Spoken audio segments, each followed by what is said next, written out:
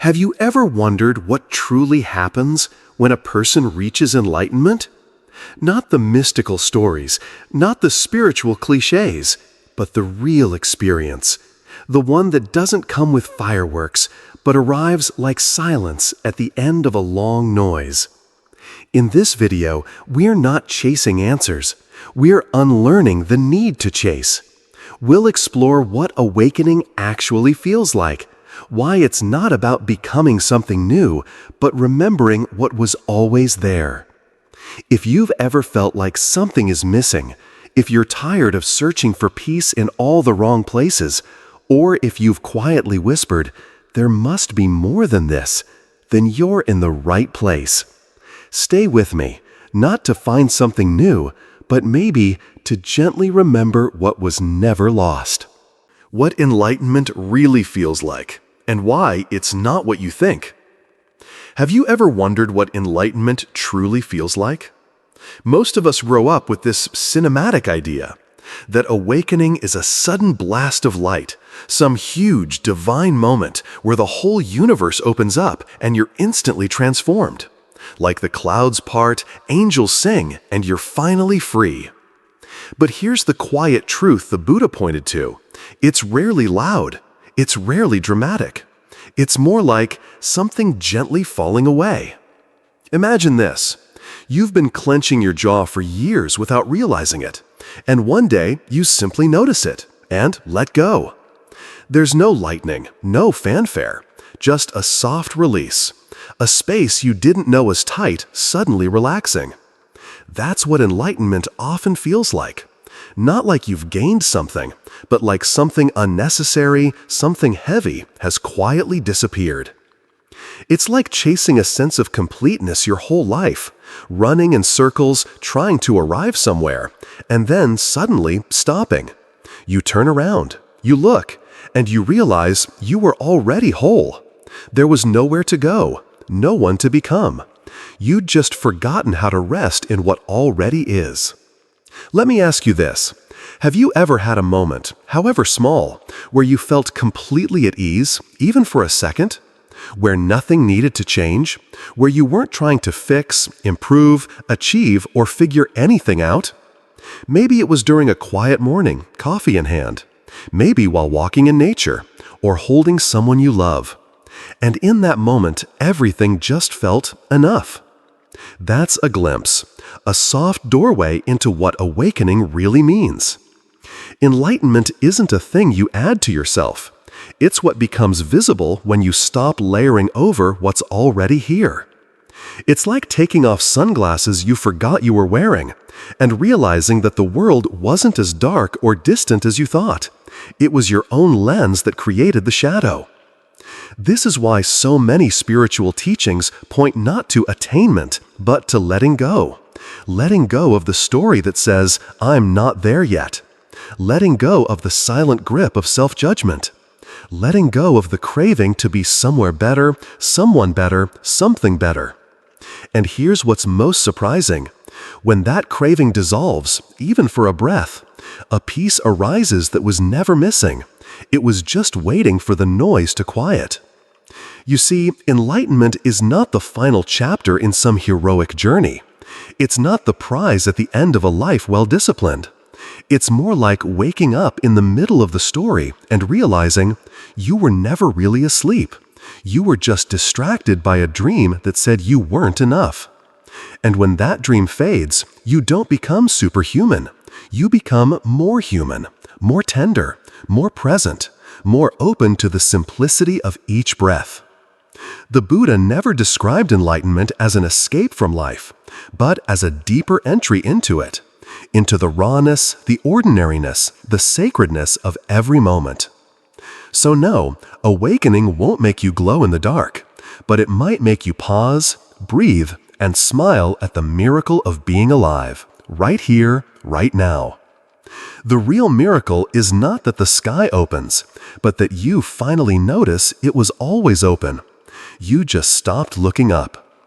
So, if you've been searching, if you've been working so hard to find the peace you feel like you've lost, maybe pause for a moment, right now.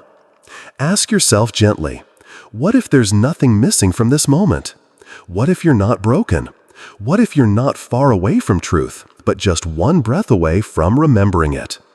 Because maybe, just maybe, you don't need to find something new. You just need to remember what you've always been. Part 1.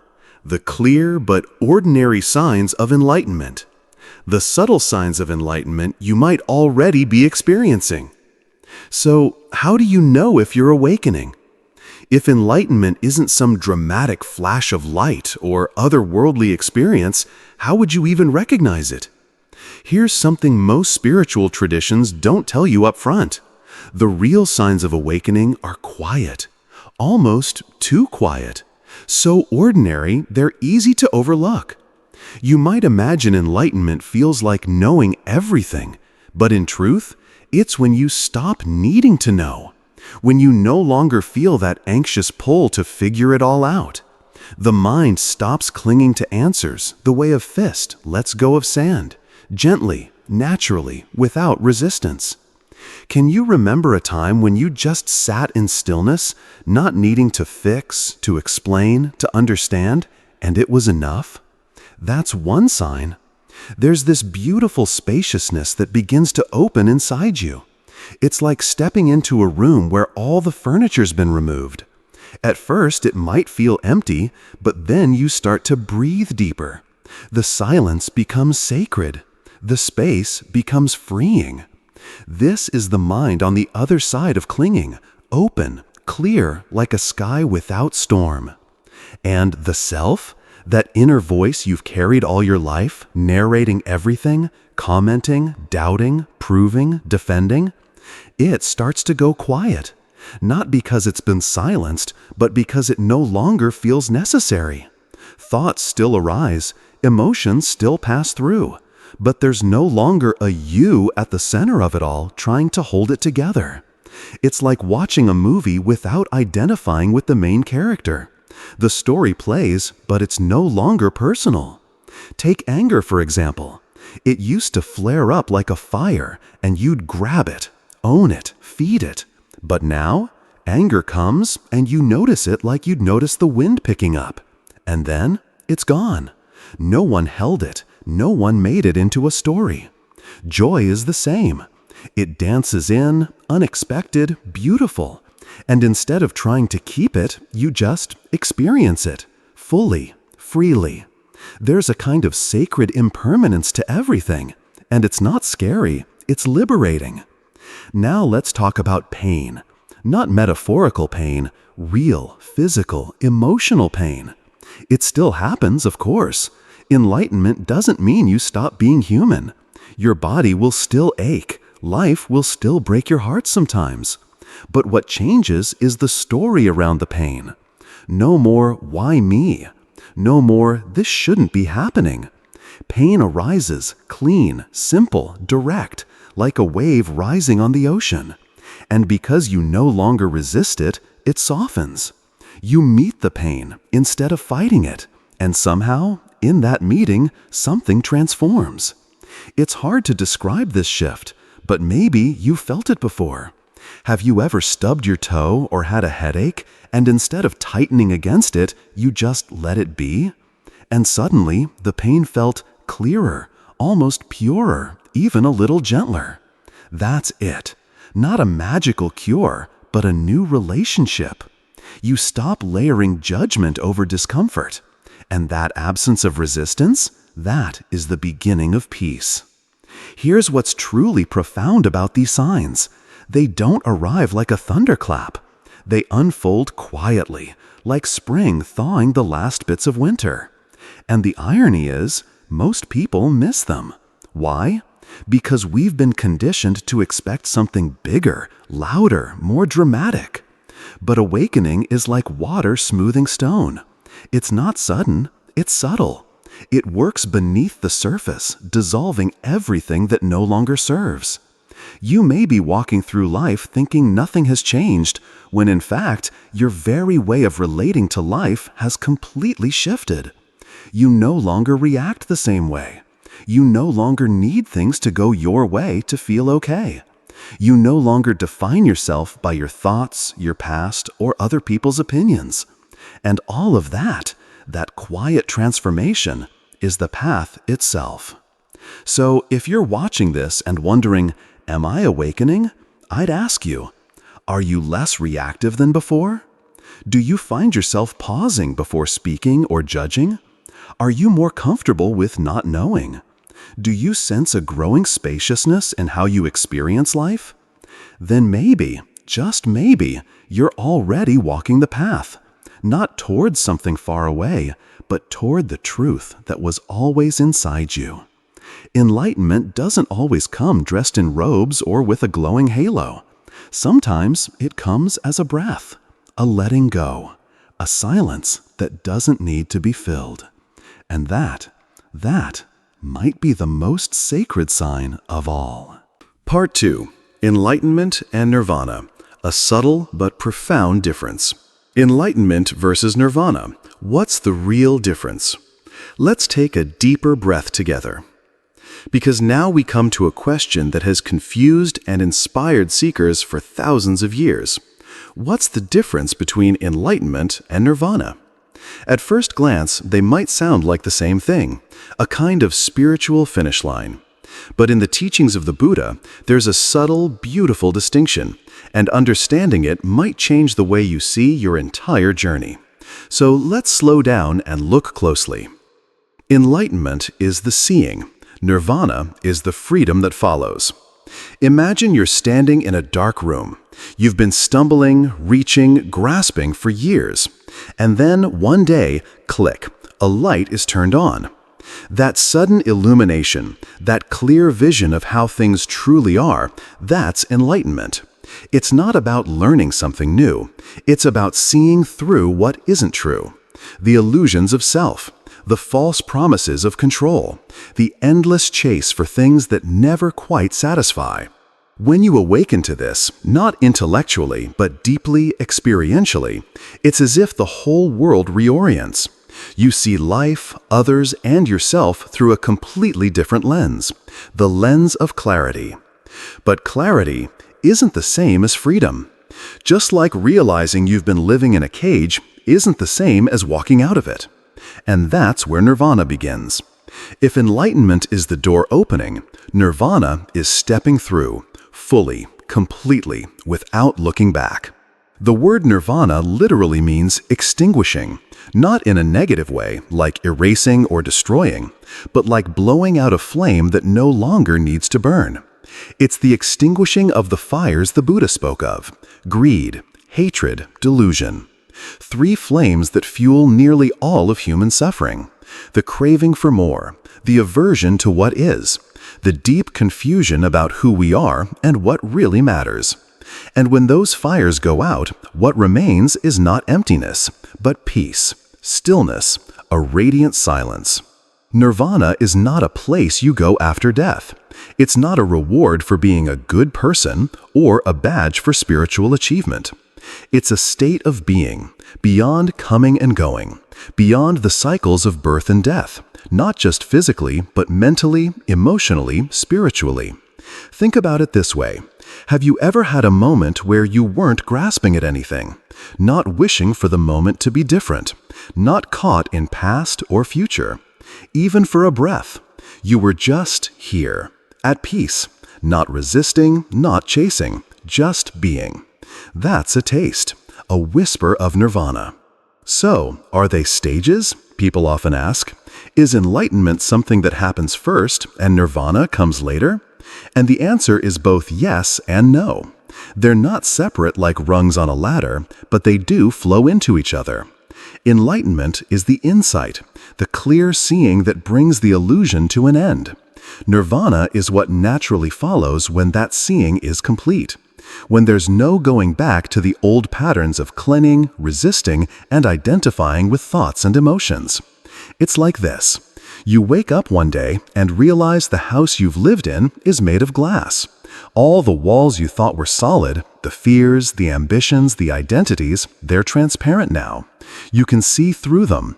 That's enlightenment. But you still have to walk out of the house. You still have to release what you were holding, even if it's familiar. You still have to step into the unknown, into presence without conditions. That fearless step, that quiet liberation, that's Nirvana. Not a destination, but a homecoming. One of the Buddha's most powerful teachings was this: there is, monks, that which is not born, not made, not created, not conditioned. This is Nirvana.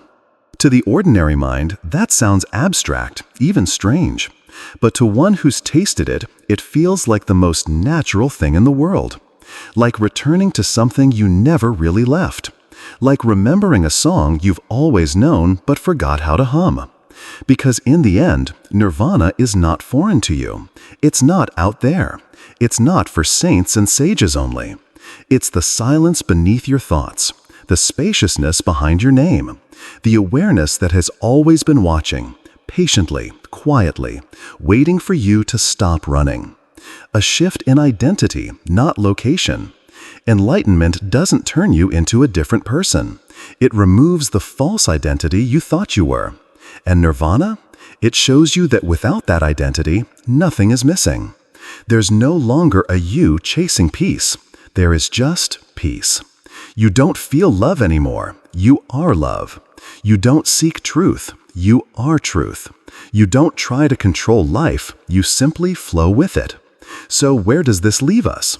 It leaves us with an invitation, not to search harder, not to collect more spiritual information, but to pause, to notice how much energy goes into our clinging, our chasing of perfection, validation, understanding, and to gently begin releasing that grip. Not all at once, not forcefully, but like loosening your hand from a rope you didn't realize you'd been pulling on for years. Letting go, breath by breath.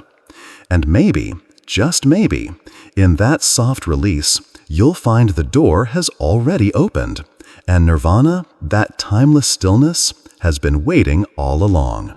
Part 3. Enlightenment Across Traditions. Enlightenment Beyond Buddhism. How every path leads to the end of the self. Let's take a moment to breathe and open a wider lens. Because while we've been exploring enlightenment through the eyes of the Buddha, the longing for awakening, the desire for something deeper, freer, truer, isn't just Buddhist. It's human. It's universal. Across continents, across centuries, across languages and traditions, something in the human spirit has always yearned to return, to come home, to dissolve the illusion of separation and remember what's real. So what if we looked beyond Buddhism, just for a moment, and listened to the voices of other traditions? Would we hear something different, or would we hear something familiar, spoken in a different tongue? In Hindu philosophy, there's a profound statement, Aham Brahmasmi. It means, I am Brahman, or more simply, I am the Absolute. Not me as in my personality or name, but the deeper I, the consciousness that witnesses all things. They use the metaphor of the ocean and the wave. You may feel like a wave, small, temporary, tossed by life. But when you truly see, you realize you've always been ocean. The wave was never separate. This is not just poetic, it's deeply healing. Because it means you were never truly alone, never truly broken. You didn't need to become divine. You already were. You just forgot. The Sufi mystics of Islam speak of something similar, though in a language soaked in love. They call it fana, the dissolution of the self into divine love. And they describe it like this: a single drop of water falls into the ocean, but the drop doesn't lose itself. It realizes it was never separate from the ocean to begin with. The poetry of Rumi, Hafiz, and others speaks of this merging with such beauty it brings tears to the heart. Not emerging through power, but through surrender. Through love so complete, the self no longer needs to be held. Can you imagine that? A love so vast, so pure, that you dissolve into it like a snowflake melting into warm hands. Not as disappearance, but as return. Christian mystics, too, have touched this place. They speak of what they call union with God, but again, it's not about gaining anything.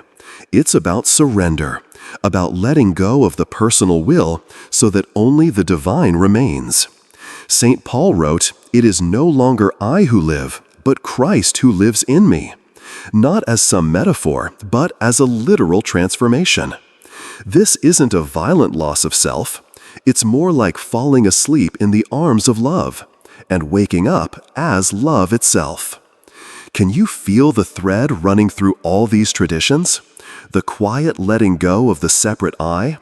The trust that when we release who we think we are, what remains is not emptiness, but God or love or truth or presence?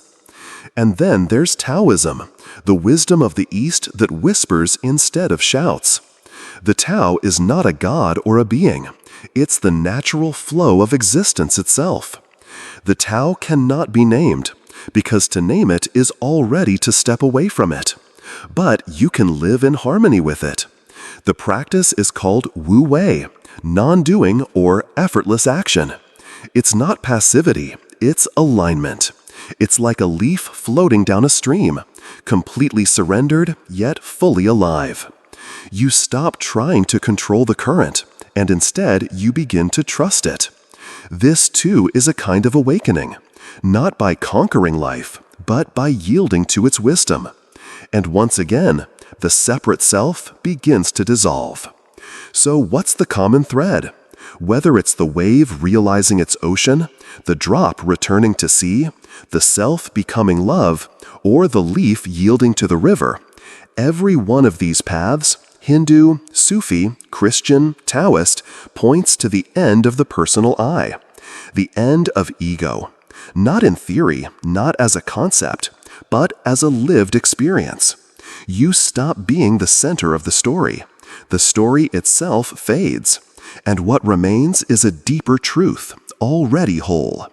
Some call it God, some call it love, some call it the Tao, and some, like the Buddha, simply call it freedom.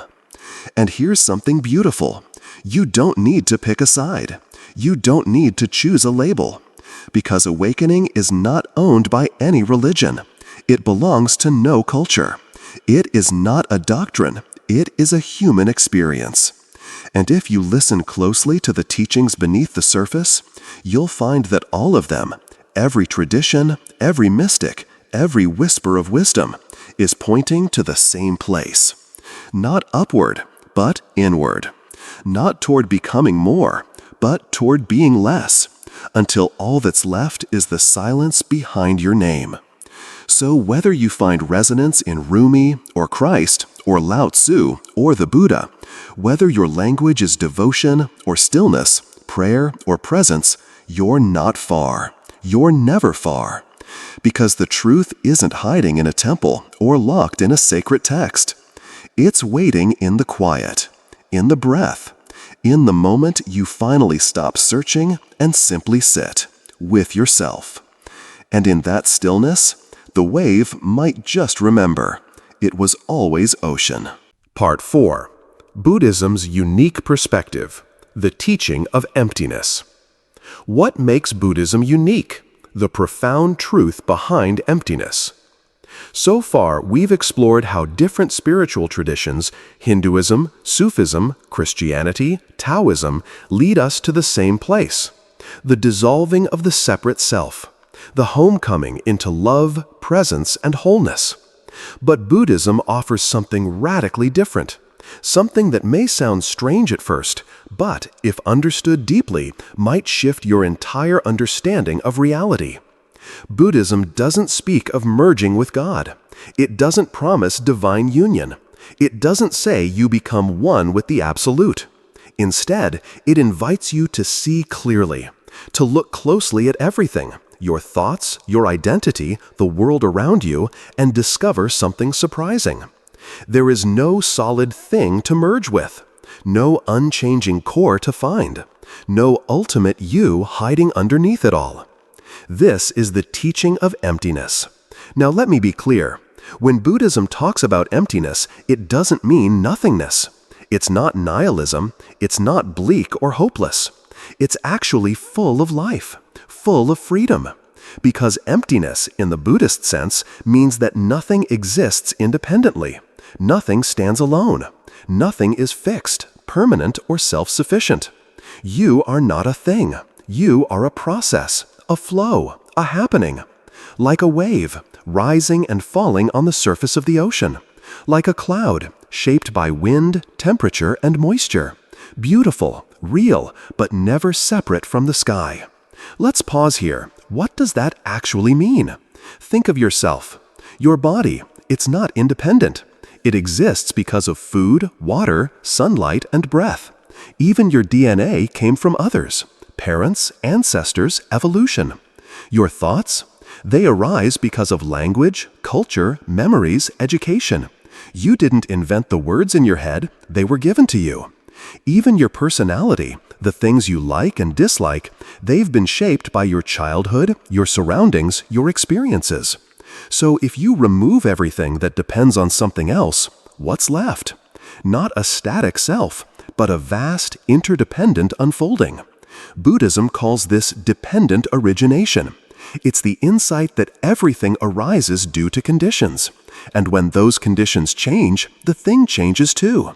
This applies to your pain, to your joy, to your beliefs, even to your sense of I. Nothing arises by itself, and nothing stays the same. This may sound abstract, but it's deeply practical. Because the moment you see that your suffering is not permanent, not personal, not isolated, you begin to relax your grip. You stop asking, why is this happening to me? And instead ask, what conditions are giving rise to this? What can I change, release, or simply allow to pass? This insight is what makes Buddhism so different and so liberating. While other traditions often point to a divine source, Buddhism says even that idea arises from conditions.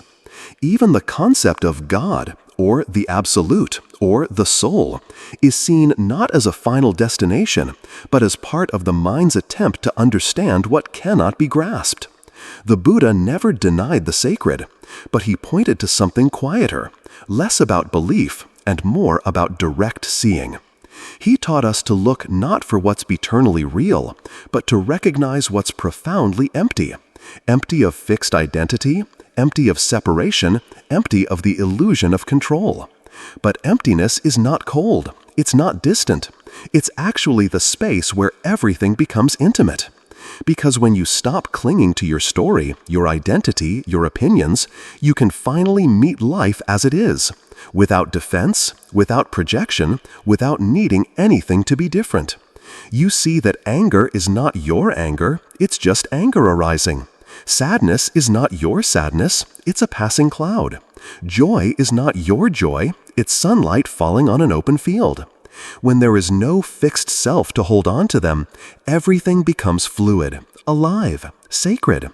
This is why the Buddha described enlightenment not as gaining something, but as letting go of illusion. Not awakening into something new, but awakening from the false belief in permanence and control. So how does this help us, here and now? You might wonder, what does all this have to do with daily life? Well, imagine facing a difficult moment, stress, fear, conflict. And instead of clinging, you pause, you breathe, and you remember, this too is arising because of conditions. This too will pass. This is not who I am, it's just what's happening. And suddenly, space opens. Not because the situation changed, but because you changed your relationship to it. This is the power of emptiness. It doesn't erase life, it frees it. It makes everything softer, more spacious, more forgiving. So no, Buddhism doesn't give you a final truth to hold on to. It gives you something far more radical, the permission to let go, to stop needing a ground beneath your feet, to realize you are the sky, not the passing clouds, to live not from control, but from clarity, not from belief, but from presence. And maybe that's all awakening ever was, not finding something, but releasing everything that made you think you were lost. Part 5. Can we speak of enlightenment without being enlightened? Can you talk about enlightenment without being enlightened? Let me ask you something that's been sitting quietly in the background of all our conversations so far. What gives someone the right to talk about enlightenment? If someone hasn't touched Nirvana directly, if they haven't experienced awakening in its fullest, most silent form, can they really say anything about it? Maybe you've wondered this too, while listening to videos like this one. Maybe part of you has asked, wait, does this person really know, or are they just repeating things they've read? It's a fair question, and it's more than fair, it's sacred. Because it doesn't come from skepticism. It comes from a kind of spiritual honesty, the longing to know what's real, and to not be fooled by pretty words or borrowed wisdom. And here's what I want to say, from a place of humility, not authority. I don't know. Not in the ultimate sense. Not in the way a mountain knows stillness, or a flame knows heat. But maybe that's exactly the right place to begin. Because enlightenment is not something you can own. It's not a certificate you hang on your wall. It's not even a concept you can fully explain. It's something you recognize, not with your thoughts, but with something deeper. Let me share a metaphor that's always stayed with me. You can read everything there is to know about honey. You can study its chemical makeup, learn where it comes from, trace its history in ancient cultures. But until you taste it, you don't really know honey. And yet, even if you've never tasted it, when someone speaks about it from the heart, you can still feel something stir. Something in you says, yes, that sounds like truth. This is the quiet mystery of spiritual language. It doesn't teach through definitions. It awakens through resonance. And maybe the real power isn't in what's being said, but in the space the words create inside you. That's why I don't believe we need to be enlightened to speak of it. But we do need something else, something far more rare. We need humility. We need reverence. We need to know the limits of language and still choose to speak with care. Because the truth is, you and I, right now, we're not arriving at enlightenment. We're circling it. Like travelers walking through fog, toward a mountain we can sometimes glimpse, sometimes feel beneath our feet, but can't quite capture with words. And that's okay, because this shared wondering, this sitting together in mystery, is a kind of awakening too. Not a final arrival, but a shift, a softening, a recognition.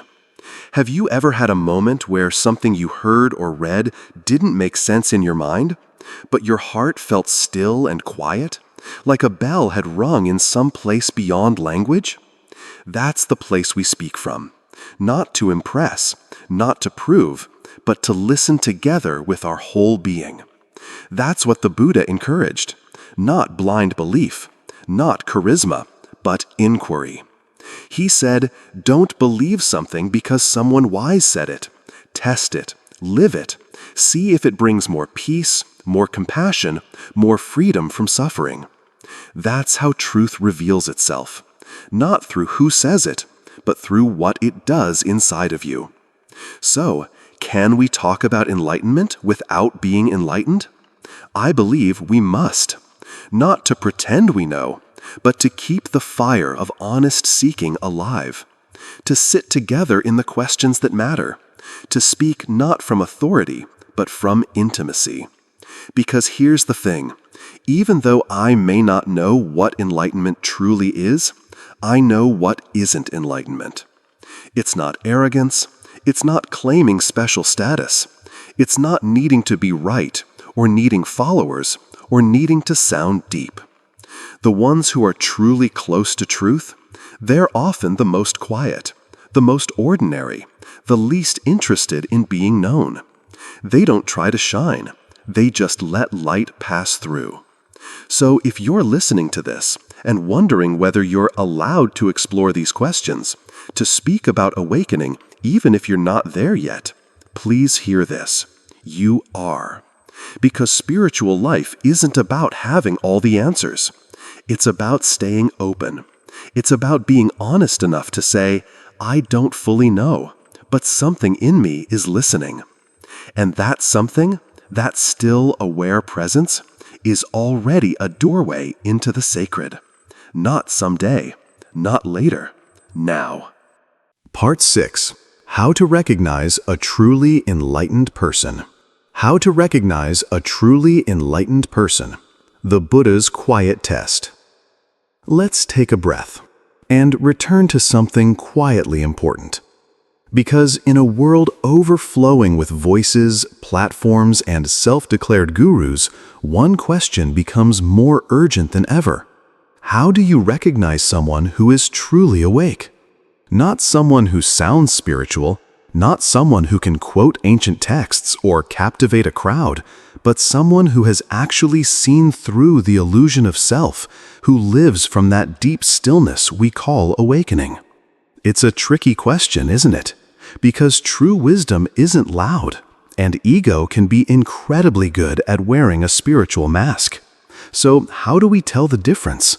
The Buddha gave us a quiet test, and it wasn't about words, it wasn't about charisma, it wasn't even about how much someone knows. He said, look at their heart, look at their mind, look at their life. Not at their status or their followers or how many books they've written, but at how they move in the world. Are they attached to being special? Do they need to be admired? Do they divide people into those who get it and those who don't? Or are they soft, open, unguarded? Do they speak without trying to convince? Help without needing credit? Shine without trying to be seen?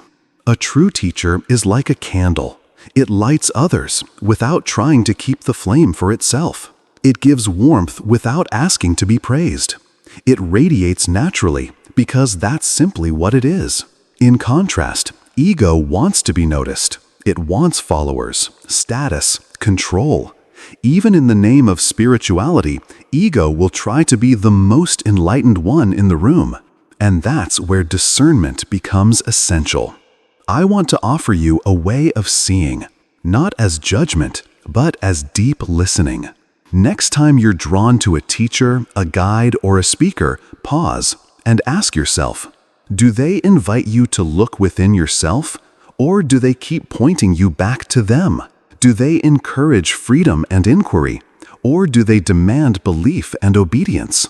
Do you feel more whole, more open, more at peace after hearing them? Or do you feel dependent, like you now need them in order to be okay? Real wisdom doesn't make you smaller. It doesn't make you more confused. It doesn't make you feel unworthy or broken or lacking.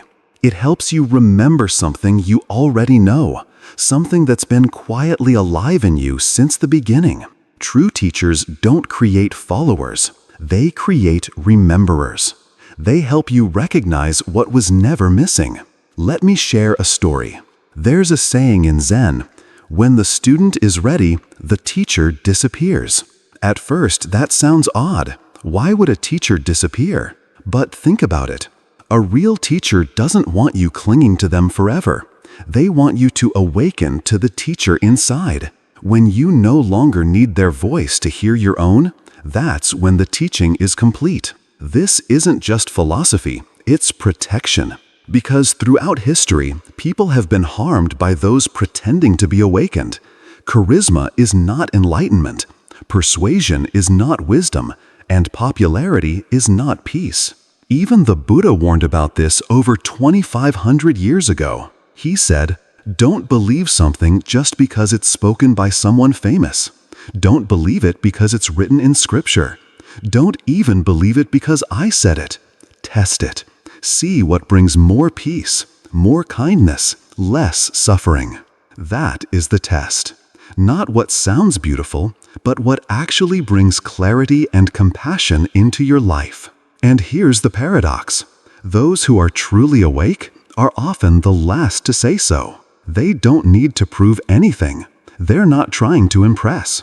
They have no interest in being your authority. They're just living, present, peaceful, free. You might not even notice them at first.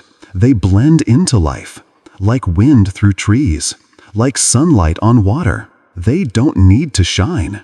They are light. So if you've been seeking a guide, someone to help you navigate your path, remember this. You don't need someone who knows everything. You need someone who helps you know yourself. You don't need someone who makes grand claims. You need someone who makes you feel safe enough to be quiet and listen. Because the greatest teaching often comes not through words, but through presence. And when you meet someone who lives from stillness, who doesn't need anything from you, who treats every moment like sacred ground, that's when you'll know. You're in the presence of someone who's touched truth. In the end, the wisest teacher may not be a person at all. It might be a tree, a quiet morning, a breath, or the feeling of deep peace that arises when you stop needing to be anything more than what you are. So keep your eyes open, yes, but even more importantly, keep your heart open. Because true awakening isn't something someone gives you. It's something you remember when the noise finally fades and the light inside you no longer needs permission to shine. Part 7. Enlightenment, the end of all seeking. Enlightenment, the end of all seeking. Let's pause for a moment and ask something quietly powerful. What happens when the search ends?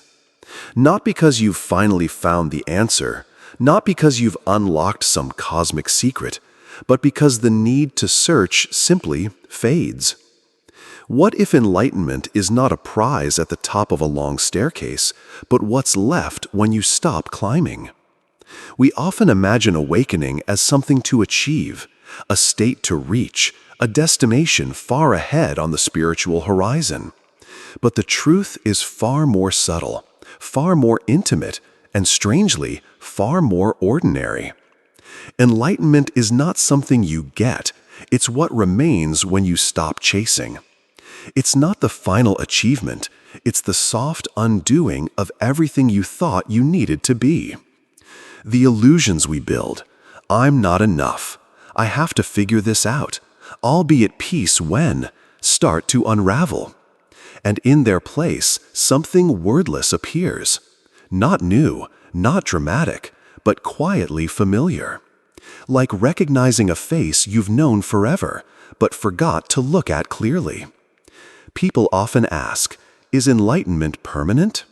It's a fair question, but maybe not the right one.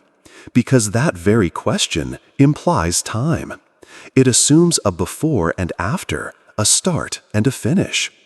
But what if enlightenment isn't something that happens in time, but what's always been here beneath time? Imagine the sky. Clouds come and go, storms, blue skies, rainbows, darkness. But the sky itself, it never leaves, it never changes, it simply is. That's what awakening feels like. It's realizing the sky has always been there. You were just caught up in watching the clouds. This insight changes everything, not because you suddenly become someone else, but because you've stopped pretending you needed to. You no longer ask, when will I arrive? Because you realize you've never left.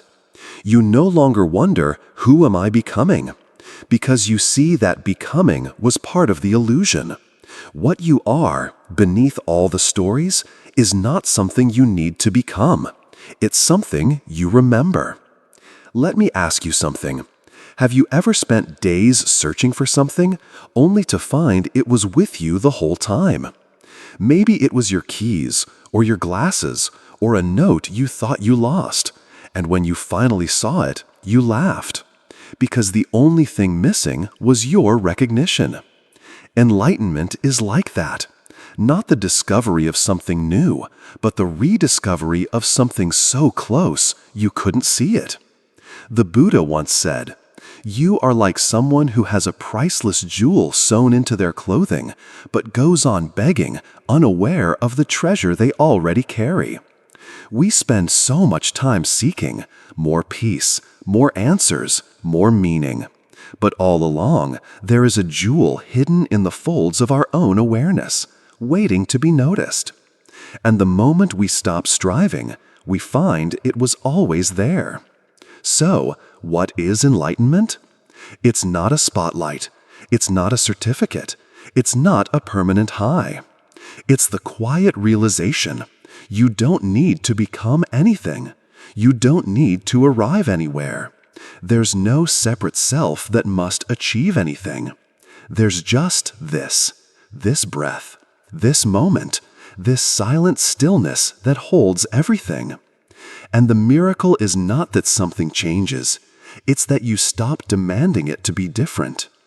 In this way, enlightenment isn't an addition to your life. It's a subtraction of fear, of grasping, of the endless story that says, I am not yet enough. And what remains, when all that falls away, isn't empty. It's spacious, luminous, peaceful in the most unshakable way. So, if you're still on the path, still reading, still listening, I invite you to ask yourself, what if there's nowhere else you need to be? What if the search itself is the very thing that keeps the peace away? What if the you who seeks is the only thing that needs to rest? And what if, right here, in this breath, in this ordinary moment, you let go? Not to fall into nothing, but to fall into what's always been holding you. That's the quiet ending of seeking. Not a grand finale, but a soft return. You realize you were never lost. You were just looking in every direction except within. You were already home, already whole, already enough. And the sky has always been there, patiently waiting for you to look up and remember. Part 8. There is no set path, only clear seeing. There is no path to enlightenment, only clear seeing. Let me share something that might sound strange at first, but if you stay with me, it may change how you walk through your entire life. There is no fixed path to awakening, no guaranteed method, no spiritual roadmap with neat instructions, no 10-step plan to reach enlightenment by next Tuesday. And that's not a mistake, it's the truth. We've been taught, maybe even trained, to believe that the deepest answers in life are just one more book away, one more meditation retreat away, one more teacher, one more mantra, one more breakthrough. But what if awakening doesn't come at the end of the road? What if it only begins when we stop trying to get somewhere at all? Think about it. How many moments have you skipped because you were trying to arrive at a better one? How many times have you whispered inside, this isn't it yet. This moment isn't enough. This can't be the doorway. Surely something more dramatic will come later. And so we keep walking, searching, climbing, hoping the next hill will show us the view we've been craving. But here's the paradox. The more you search for peace, the more you believe it's missing. And the more you chase presence, the more you remain divided from it. The Buddha taught something beautifully simple and utterly radical. There is no path to peace. Peace is the path. That doesn't mean we don't grow or change or evolve. It means that real transformation doesn't come from trying to become something. It comes from learning to see clearly what's already here. Clear seeing, that's the heart of it. Not mystical visions, not cosmic downloads, but a quiet, courageous willingness to look honestly at what's unfolding right now. To stop running, to stop fixing, to stop needing to know what's next, and instead to meet life just as it is, messy, unfinished, sacred. Here's a metaphor I love. Imagine someone with a priceless jewel sewn into the inside of their robe, but they've forgotten it's there. So they go out begging, day after day, year after year, asking others for scraps, for help, for worthiness. They suffer not because they lack, but because they never paused long enough to reach into the pocket and feel what was already theirs. We're like that, begging for meaning, begging for peace, begging for identity, purpose, belonging, when all along what we seek is quietly resting within the fabric of our own being. So what does this mean practically? It means you don't need to wait until you're ready. You don't need to feel perfect. You don't need to finish healing before you start living. This is it. This very breath, this sound in the background, this feeling in your chest, this unanswered question in your heart. There's no path you need to follow, because the moment you stop trying to get somewhere, you're already home. Now, this isn't a call to apathy. It's not a rejection of discipline or dedication. It's a reorientation. Instead of effort that pulls you forward, what if you practiced awareness that roots you deeper into now? Instead of striving for spiritual insight, what if you turned toward your ordinary experience with love and curiosity? Because awakening doesn't come from arriving. It comes from arriving into what's been here all along. Ask yourself, what am I running from? What am I chasing? And what would happen if I just stopped? Not forever, not dramatically, just in this moment. Could I sit still long enough to let life catch up to me? Could I trust that the treasure isn't out there, but sewn gently into the lining of my own heart? This shift from seeking to seeing is the quiet revolution of spiritual life. It doesn't look flashy. It won't impress many people. It won't go viral on social media. But it might just bring you something that no external success ever could. A stillness that doesn't need a reason. A joy that doesn't depend on outcome. A peace that doesn't need to be achieved. Because it's already here. Always has been. Waiting for the search to end so that presence can begin. So today, don't try to walk a better path. Just stop. Look, breathe, feel. The path is not ahead of you. The path is you. Part 9. When no one is left to be enlightened, Nirvana simply is. When no one is left to be enlightened, Nirvana simply is. Let's sit with a quiet idea for a moment. What if enlightenment isn't something you become because there's no one left to become it? What if the real doorway to peace doesn't open when you finally arrive, but when the one who's been striving to arrive simply dissolves? We spend so much of our lives believing there's someone inside who has to get somewhere, someone who must earn awakening, achieve stillness, deserve peace. But in the deepest Buddhist insight, the truth is beautifully strange. When no one is left to be enlightened, Nirvana simply is. Not because we gained something, not because we conquered our demons or reached the mountaintop, but because we stopped resisting what already is. Have you noticed how much effort goes into being someone? The subtle tension of trying to become a better version of yourself. The constant self-checking. Am I doing it right? Have I healed enough? Am I spiritual enough yet?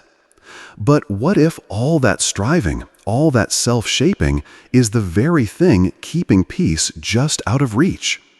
What if it's not about becoming enlightened, but about seeing there was never anyone to own enlightenment in the first place? Here's a question to gently consider. Have you ever had a moment so still, so open, that you weren't thinking about yourself at all? You weren't tracking your progress. You weren't narrating the moment. You were just in it. A quiet morning, a sunset, a child's laughter, a deep breath in nature. And in that moment, there was no you doing awareness. There was just awareness itself. That's what awakening begins to feel like. It's not that experience disappears. It's that the owner of the experience fades. And when the me steps aside, not forcibly, not dramatically, but gently, what's left is so quiet, so still, that it doesn't need to call itself anything. Not enlightenment, not awakening, just this. And that's where Nirvana reveals itself. Nirvana isn't a place. It's not some glowing realm far from here. It's not waiting on the other side of death or decades of devotion. It's what remains when we stop pushing against reality, when we no longer resist the moment, when we stop fighting pain and stop grasping for pleasure, when we release the constant tension of trying to control life and just allow it to move as it always has, like a river flowing back to the sea. That's the metaphor the Buddha often used. Awakening is not something we force. It's something we relax into, like a river that has always been flowing home, not because it tries, but because that is simply its nature. You don't need to paddle harder. You don't need to prove you're worthy of the ocean. Just trust the current. Stop clinging to the rocks. Let go. Here's the real miracle. You were never far. Even in your confusion, even in your anxiety, even in the moments where you felt completely lost. You were never outside the flow, never off the path, never disconnected from the truth. Because the truth was never somewhere else. It's right here, closer than your breath, quieter than your thoughts. One of the most beautiful insights I've ever heard is this: you are already home, even if you believe you're still searching. And if you pause, just pause, you might begin to feel it. Not as an idea, not as a belief, but as a deep, wordless knowing, a softness that doesn't need explanation. The search ends not with fireworks, but with a kind of sacred exhale, a remembering. So if you've been striving for enlightenment, if you've been trying to be more present, more spiritual, more awakened, what if today you did the opposite? What if you stopped? What if you let go of becoming and allowed yourself to simply be? What if you gave yourself permission to rest in the truth that this moment, this ordinary, imperfect, alive moment, doesn't need to be anything more? Because that's the essence of nirvana. Not something you reach, not something you add, but what becomes clear when nothing more is needed. It's not an escape from life. It's intimacy with life. It's not a peak experience. It's the gentle presence that was here long before you began, that doesn't need to seek long before you began. And when the seeker disappears, the truth, the stillness, the freedom remains. What is enlightenment? What is enlightenment really? A quiet ending to the search. So here we are, at the end of this journey together.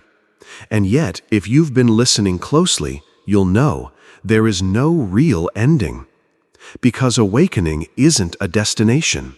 It's not a finish line you cross when you've meditated enough, or healed enough, or gotten everything right. It's something far more subtle, far more intimate.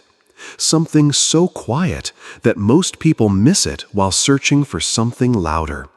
So what is enlightenment?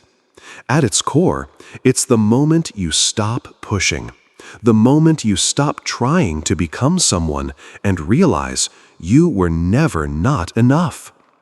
It's the moment when nothing happens, but everything changes. Because the struggle ends, the pretending ends, the search ends. Not with drama, not with fireworks, but with the gentlest exhale. Imagine this.